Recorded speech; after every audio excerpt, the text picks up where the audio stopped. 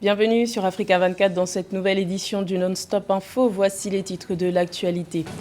La Banque africaine de développement invite la République démocratique du Congo à développer des politiques énergétiques gagnant-gagnant.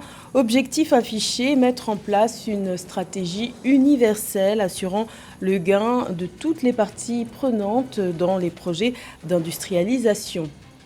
Le gouvernement ghanéen prend à bras-le-corps le chômage des jeunes évalué à plus de 12%, un fléau exacerbé par la pandémie de Covid-19. Une nouvelle politique en faveur de la création d'emplois devrait bientôt voir le jour. Et ultime préparatif du Cameroun avant l'accueil de la 33e édition de la Coupe d'Afrique des Nations de football qui doit débuter le 9 janvier. Le pays serait prêt à 95% selon les dernières inspections faites par la Confédération africaine de football. Mais tout d'abord, la Guinée se prépare à juger très prochainement les auteurs du massacre de 2009 qui s'est déroulé au stade de Conakry. L'annonce a été faite le 26 novembre par la ministre de la Justice par intérim, Fatoumata Yari Souma. Cette annonce survient à l'issue d'une visite de 2 jours d'une délégation de la Cour pénale internationale dans le pays pour accélérer les préparatifs de ce procès. Rappelons que le 28 septembre 2009, des militaires avaient tué au moins 157 personnes et violé 109 femmes lors d'un meeting dans le stade de Conakry, selon une commission d'enquête de l'ONU. Également dans l'actualité, au Tchad, les autorités ont annoncé ce lundi 29 novembre l'amnistie générale des rebelles emprisonnés ou exilés. Cette amnistie générale concerne 39 personnes condamnées pour atteinte à l'intégrité de l'État et faits relatifs à la liberté d'opinion. Elle concerne aussi plus de 250 personnes condamnées pour des actes de terrorisme, de complicité de terrorisme et d'enrôlement de mineurs dans les groupes armés. Rappelons que l'amnistie était l'une des revendications des responsables des groupes politico-militaires lors des consultations en vue d'assurer leur participation à un dialogue national dont la date n'a pas encore été fixée. La République démocratique du Congo affiche clairement ses ambitions pour les années à venir. Le pays veut tirer profit de son secteur minier et développer ses industries. C'est dans ce contexte que la Banque africaine de développement a récemment invité ce pays d'Afrique centrale à mettre en place des politiques énergétiques, des politiques équilibrées pour assurer des bénéfices à chaque partie prenante. Plus de détails avec Marie-Raphaël Antolo. Industrialiser le pays à l'horizon 2030 est un challenge que se donne la République démocratique du Congo. Pour le remporter, la Banque africaine de développement invite le pays à mettre en place une stratégie universelle assurant le gain de toutes les parties prenantes allant des communautés locales aux sous-régions africaines. Les gouvernements ont besoin de développer des politiques réfléchies et équilibrées pour assurer le gain de tous les acteurs qui participent à ce projet, que ce soit des industries ou encore des communautés. Cependant, l'une des premières choses à connaître avant la définition d'une politique de gain est celle de connaître les potentialités que peut ou pas offrir le pays. D'après des experts, de nombreux investisseurs, ressources humaines et intellectuelles sont généralement sceptiques à l'idée de participer à l'aboutissement des projets tant nationaux que locaux. Ce scepticisme viendra du fait que les accords souvent signés ne garantissent pas toujours le respect des quotes-parts des différentes parties prenantes.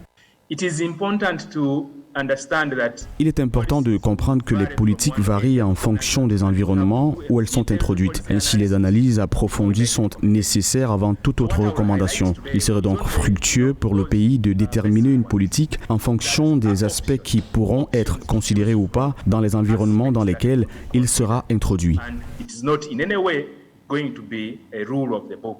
Pour la Banque africaine de développement, pour implémenter les politiques adéquates assurant le gain de chaque partie prenante, la République démocratique du Congo devra au préalable faire une analyse détaillée des différentes options de politique qui pourraient éventuellement attirer de nombreux autres investisseurs. Au Ghana, le chômage des jeunes affiche un taux de 12,6% et ce fléau s'est aggravé avec la pandémie de Covid-19. Pour inverser la tendance, le gouvernement ghanéen ambitionne de créer plus d'opportunités d'emploi pour les jeunes en mettant en place une nouvelle politique. Les explications de Nathalie Mo. La lutte contre le chômage est l'un des plus grands défis du gouvernement ghanéen. L'exécutif a pris conscience de l'avancée de ce fléau aggravé par la pandémie de Covid-19. Le ministère des Finances mise sur l'autonomisation du secteur privé comme moteur de la création d'emplois. Cette année, l'exécutif ghanéen compte accélérer les subventions agricoles de près de 100 millions de dollars en vue de créer des emplois, notamment dans le programme Planter pour la nourriture et l'emploi. En tant que gouvernement pro-entrepreneuriat, nous croyons fermement que le secteur privé peut contribuer au développement économique et à la création d'emplois. Nous avons démontré notre soutien au secteur privé pendant les 5 dernières années à travers la mise en œuvre de politiques et par des investissements. Le gouvernement du Ghana élabore des politiques visant la revitalisation des secteurs agricoles et manufacturiers ainsi que le numérique. Nous allons construire une nation d'entrepreneuriat en implémentant agressivement des programmes qui autonomisent notre jeunesse afin qu'elle utilise leurs talents au service de la création d'emplois plutôt que dans la recherche d'emplois.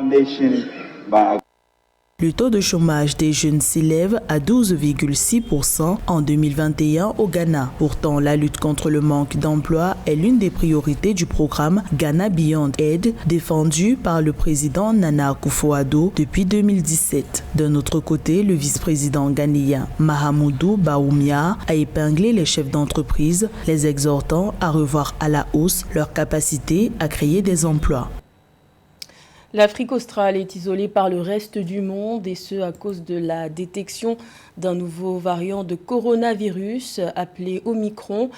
Après l'Union européenne, ce sont les États-Unis et le Canada qui ont décidé de mettre cette région du monde en quarantaine. Les frontières sont donc fermées pour les 7 pays concernés. Les précisions de Samantha Saberou-Saboubanga. Le variant dénommé Omicron continue d'isoler l'Afrique australe du monde. Comme l'Union européenne, les USA et le Canada viennent à leur tour d'annoncer l'interdiction d'entrer sur leur territoire aux voyageurs venant d'Afrique australe à cause du variant Omicron.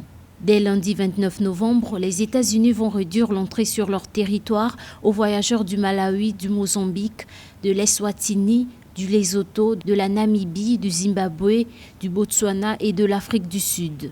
Une annonce faite par le président américain Joe Biden à travers son compte Twitter. Le variant Omicron préoccupe les autorités internationales du fait de sa virulence et cela entraîne pour nous une double conséquence. La première, c'est déjà l'apparition de ce variant en Afrique australe perturbe la stratégie mondiale dans la lutte contre la Covid-19 puisque d'une part les pays ferment leurs frontières et de l'autre l'apparition de ce variant remet en cause les stratégies vaccinales mises en place aujourd'hui, notamment dans les pays occidentaux. À travers son ministre de la Santé, Jean-Yves Duclos, le Canada a suivi le mouvement et a annoncé qu'il interdisait l'entrée sur son sol aux voyageurs en provenance de ces 7 pays d'Afrique australe.